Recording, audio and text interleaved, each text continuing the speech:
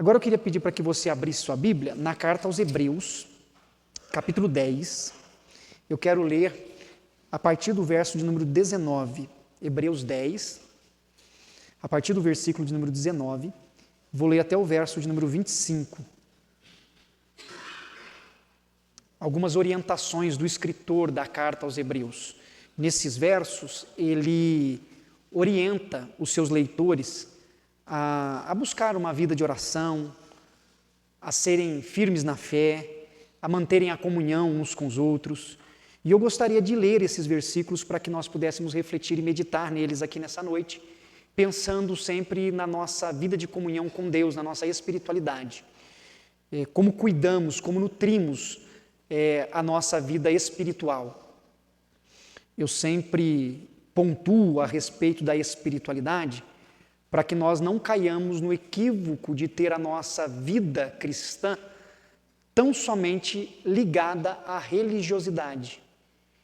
É natural do ser humano se tornar mais religioso, mas religiosidade não necessariamente se manifesta numa espiritualidade sadia, uma espiritualidade real, uma espiritualidade onde a comunhão com Deus é constante, é contínua, é profunda. E aqui nesses versos eu vejo algo que o escritor procura motivar-nos a buscar no Senhor. Ele diz assim, a partir do verso 19 do 10º capítulo. Tendo, pois, irmãos, intrepidez para entrar no Santo dos Santos, pelo sangue de Jesus, pelo novo e vivo caminho que ele nos consagrou pelo véu, isto é, pela sua carne, e tendo grande sacerdote sobre a casa de Deus, aproximemo-nos com sincero coração, em plena certeza de fé, tendo o coração purificado de má consciência e lavado o corpo com água pura. Guardemos firme a confissão da esperança, sem vacilar, pois quem fez a promessa é fiel. Consideremo-nos também uns aos outros, para nos estimularmos ao amor e às boas obras. Não deixemos de congregar-nos como é costume de alguns, antes façamos admoestações e tanto mais quanto vedes que o dia se aproxima. Amém até aí. O autor da carta aos Hebreus, nesse 10º capítulo, ele, usando toda a metáfora e todo o ritual que era muito presente na religião judaica, do templo, da adoração no templo, do sacrifício que era feito no templo, dos elementos que tinham no Santo dos Santos, que era o lugar do sacrifício e da adoração, da oferta, usando toda essa metáfora, usando toda essa simbologia do Antigo Testamento, ele procura orientar os leitores da carta para que eles possam entender o propósito de todas essas coisas que foi manifesto em Cristo Jesus. Quando ele diz que nós possamos entrar com coragem, com intrepidez no Santo dos Santos, ele está dizendo para que nós tenhamos coragem de estabelecer uma comunhão com o Senhor, que nós possamos ter uma relação profunda com o Senhor. O Santo dos Santos era o lugar que tão somente o sumo sacerdote poderia entrar e não morrer. Então, quando esse escritor usa essa ideia do Santo dos Santos e fala para que nós adentremos com intrepidez, ele está dizendo para nós o seguinte: olha, tem uma comunhão real, profunda com Deus. Procure isso, viva assim. Lembre-se que é pelo sangue de Jesus, pelo sacrifício de Jesus, que você tem esse caminho, que você tem essa porta aberta, que você tem essa relação estabelecida. Pense da seguinte forma: nós, seres humanos falhos, mortais, pecadores, podemos abrir o nosso lábio, falar com Deus e saber que Deus nos ouve. Deus atenta à nossa voz, Deus conhece o que está no nosso coração e no nosso pensamento. Então, o escritor fala, olha, tenha coragem, tenha intrepidez de buscar a face do Senhor, lembrando que Ele preparou para vocês um novo, um vivo caminho, e Ele fez isso através do seu sacrifício.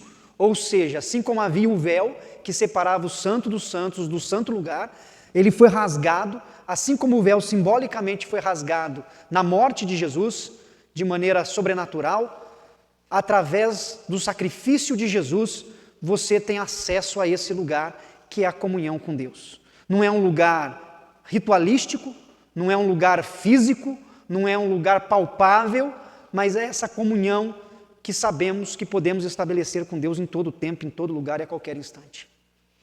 Nós estamos no templo hoje, estamos falando com Deus e Deus se manifesta no meio de nós. Quando saímos do templo e vamos para casa, Deus está presente no nosso lar.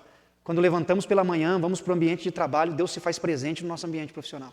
Quando estamos frequentando qualquer outro lugar, Deus está presente e nós podemos e devemos estabelecer essa comunhão profunda com Deus, porque o sacrifício de Jesus nos deu o privilégio de poder falar com Deus e não só falar com Deus, mas saber que Deus nos ouve.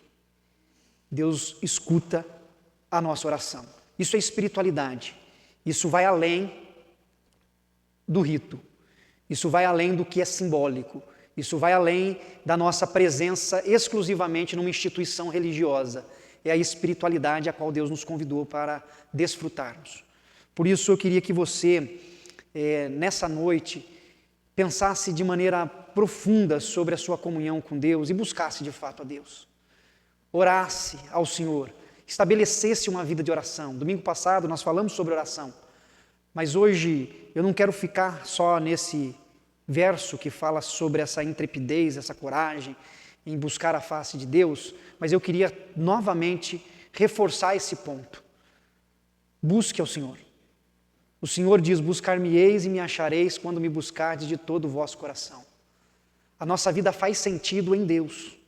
A nossa vida faz sentido em Cristo. E nós precisamos buscá-lo. Nós precisamos orar. Nós precisamos estabelecer essa comunhão. Muitas das dificuldades pelas quais nós passamos, muitas das crises que nós enfrentamos, muitos dos sofrimentos com os quais nós não conseguimos lidar, se deve em muitos momentos pela nossa distância, o nosso afastamento de uma comunhão real e sincera com Deus. Não que a nossa comunhão com Deus evitará problemas e dificuldades, mas enfrentar os problemas e as dificuldades com a plena certeza de que Deus se faz presente em nós, faz toda a diferença. Sentir esse consolo, sentir esse amparo, sentir a presença de Deus, experimentar da presença de Deus na nossa vida, muda a perspectiva com a qual nós olhamos tudo ao nosso redor. Pode não mudar a circunstância, mas muda a perspectiva.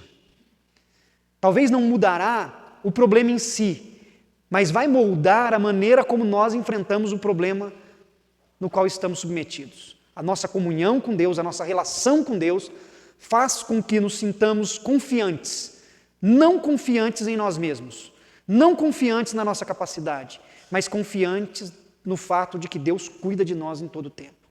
E o escritor continua, porque ele vai dizer, olha, aproximemo-nos do Senhor com sincero coração, com o coração aberto, aproximemo-nos de Deus com sinceridade, sem hipocrisia, sem falsidade, sem tentar mostrar-se a Deus diferente de quem você é. Muitas vezes, pela necessidade de aceitação, nós, seres humanos, fingimos ser quem não somos, para que as pessoas tenham uma boa impressão da gente. Você até ajeita a roupa, estufa o peito, procura falar de maneira melhor, fica atento à conjugação verbal, você tenta impressionar quem está diante de você, porque talvez você precise ser aceito, precisa ser compreendido, precisa ser contratado, precisa de alguma coisa do outro. Só que nem sempre essa forma como a pessoa se apresenta é quem de fato ela é.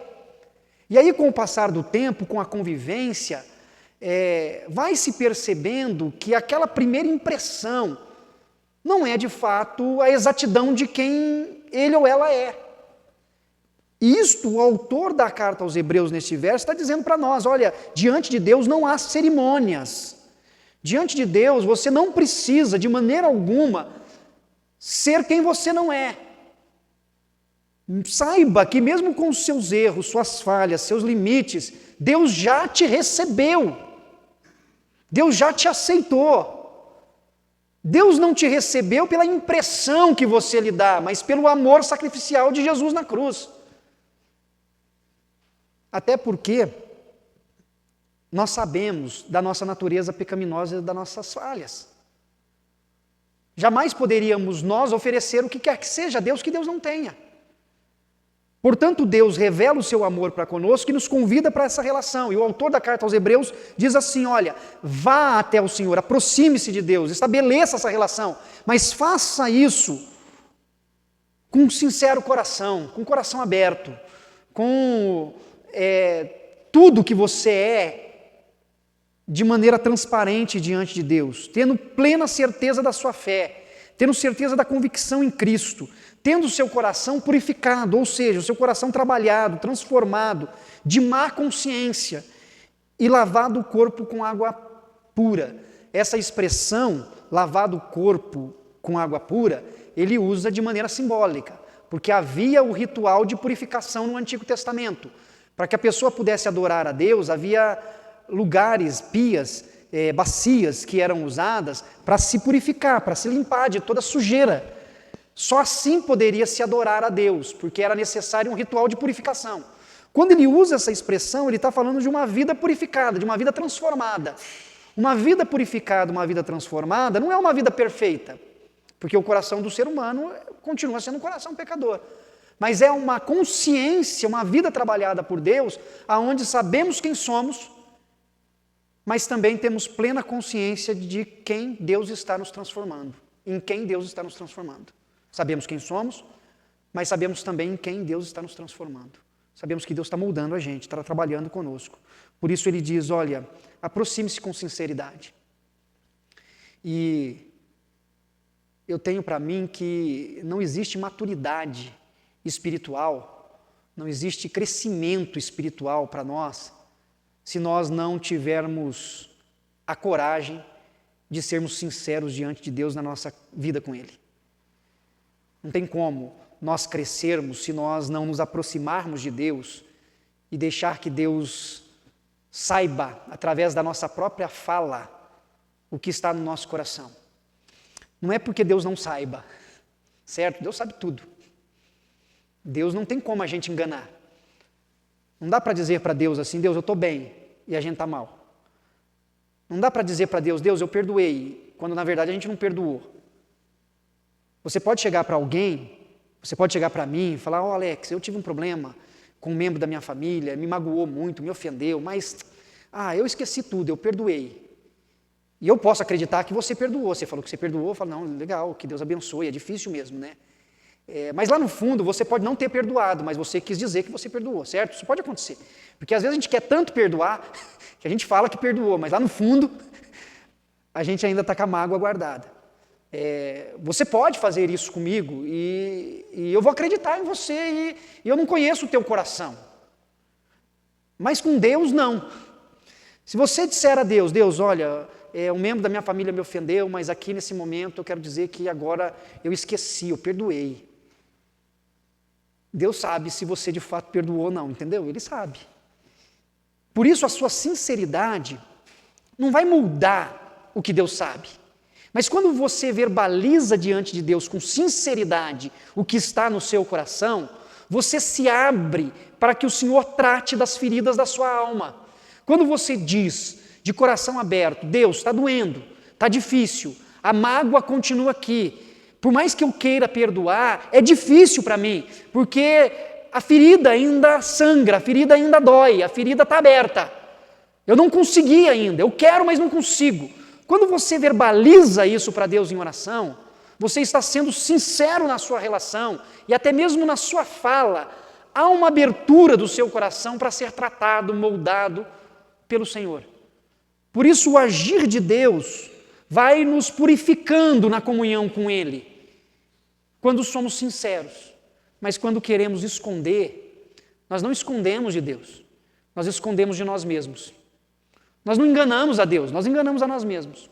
Nós não conseguimos ludibriar Deus, mas nós achamos que estamos bem quando na verdade não estamos, porque não temos o nosso coração aberto. E o desafio para nós é nos aproximarmos de Deus com um coração sincero, um coração aberto. um coração que não se vangloria, um coração que não se justifica dos seus erros e das suas mazelas, mas um coração que se abre para Deus na sua fragilidade e diz para Deus que está disposto a receber dele a direção que ele quer lhe dar. É diferente quando temos de fato um coração aberto. E ele diz: aproxime-se de Deus com seu coração aberto, guardando firme a confissão da esperança sem vacilar, pois quem fez a promessa é fiel. Ele vai dizer: olha, caminhe assim, prossiga assim, siga em frente assim. E ao seguir em frente assim, mantenha firme a confissão da esperança. Continue declarando que você acredita, que você confia, que Deus está com tudo em suas mãos, que Deus tem o controle de todas as coisas. Não titubie, não vacile, não deixe de acreditar no fato de que Deus está com tudo em suas mãos, porque Ele que fez a promessa é fiel. A promessa de Deus é algo que nós podemos acreditar porque ela sempre se cumpre. Deus promete e cumpre. A palavra de Deus não tem volta, a palavra de Deus não é vazia, a palavra de Deus é uma palavra na qual nós podemos de fato descansar. Deus é fiel e fiel em todo o tempo. Por isso confie. O termo esperança era muito comum para os hebreus, desde o Antigo Testamento, porque esperar em Deus não significava apatia ou tão somente aguardar algo sem ação ou sem fazer o seu papel, cumprir a sua parte. Mas esperar em Deus, ter esperança no Senhor, era ter convicção de que Deus haveria, no tempo dele, de cumprir o que fora dito, porque a palavra de Deus era algo que não tinha volta. Portanto, nós encontramos nesse verso uma palavra de esperança para a gente: confie. Confie em Deus. Siga a sua caminhada, siga a sua jornada com sinceridade, com o coração aberto. Mas siga confiante. Saiba que Deus está cuidando de você, Deus está cuidando da sua família, Deus está cuidando do seu futuro, Deus está cuidando do seu presente. Deus está cuidando da gente. Deus está cuidando de nós. Deus está cuidando das nossas finanças, Deus está cuidando da nossa saúde, Deus está cuidando das nossas emoções, Deus está cuidando dos nossos projetos, Deus está cuidando de tudo, Ele tem tudo sob controle. Essa confiança, esse ato de descansar em Deus, traz a nós paz, traz a nós tranquilidade para viver. E ele termina, no verso 24 e 25, nos convidando à comunhão. Ele diz: olha, consideremos-nos também uns aos outros, nessa vida de sinceridade, nessa vida de busca, nessa vida de confiança. Leve em conta, atente para as pessoas que estão à sua volta. Considere uns aos outros, estimule uns aos outros ao amor e às boas obras. Estimule, dê palavras de ânimo uns aos outros. Dê palavras que reacenda a convicção e o ânimo ao seu amigo, ao seu irmão, à sua esposa, ao seu pai. Considere uns aos outros e nessa caminhada de vocês, estimule o amor, a demonstração de afeto, de cuidado com as pessoas que Deus põe no seu caminho e as boas obras, ou seja, faça o bem às pessoas. A espiritualidade aqui, para o escritor da carta aos Hebreus, ou do sermão aos Hebreus, muitos teólogos entendem que isso não é uma carta, mas é um sermão longo, mas um sermão. Ele está dizendo que, além de vivermos nessa intimidade com Deus por meio da oração, do coração sincero, a nossa espiritualidade se manifesta nas nossas ações, nas nossas atitudes, na maneira como pensamos e na maneira como reagimos. E como convidamos outras pessoas para fazer isso também.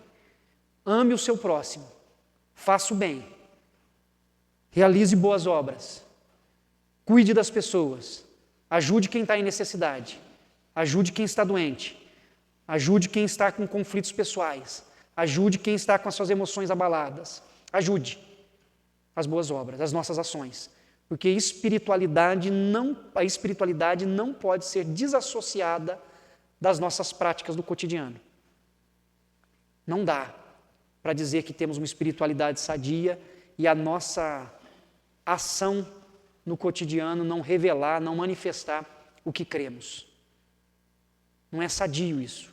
O que nós declaramos com os nossos lábios precisa ser demonstrado com as nossas mãos. Nós precisamos viver o que pregamos. Essa foi uma das lutas que houve no movimento monástico. Muitos dos movimentos monásticos na história da igreja decidiu estabelecer uma espiritualidade segregada.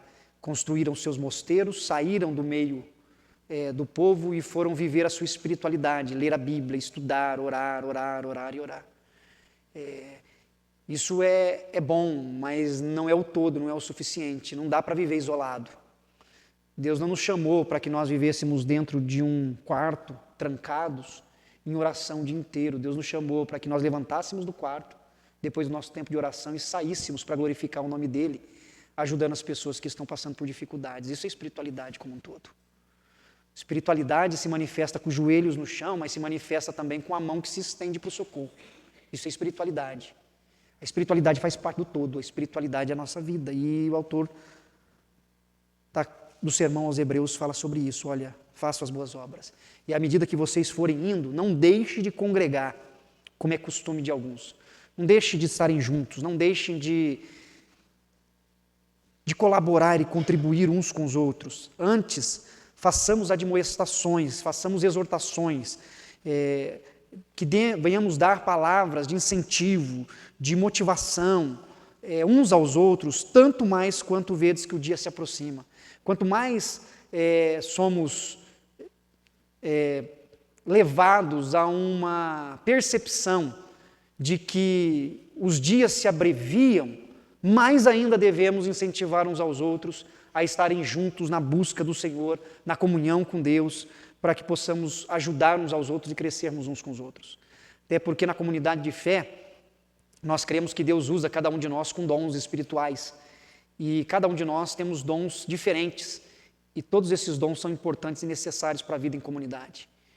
Por isso, nós precisamos buscar a Deus e precisamos também buscar a Deus juntos. Então, não deixemos de congregar, como é costume de alguns, que possamos fazer a admoestação, sempre chamar os outros para que estejam conosco, e tanto mais quanto vermos que o dia se aproxima. Nesses conselhos de Hebreus, nós vemos a importância da nossa espiritualidade, ser uma espiritualidade que receba atenção.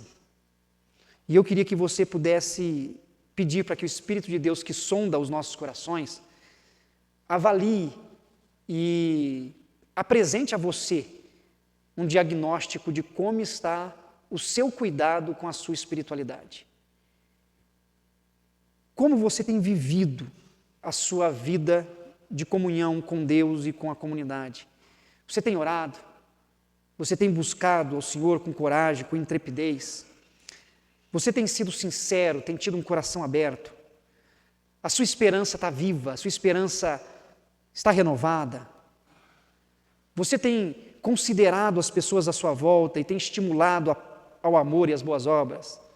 Você tem congregado e tem incentivado os seus irmãos e irmãs a congregar, a estar junto com você, a partilhar da vida com você? Congregar aqui não é só a gente estar juntos, debaixo do mesmo teto, num templo religioso.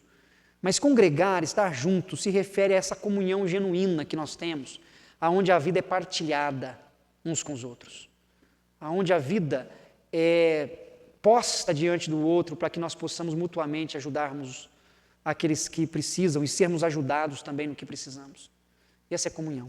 E que Deus possa nos ajudar, que o seu coração se abra para o Senhor e que você possa ter uma espiritualidade dia após dia mais vibrante, mais vibrante.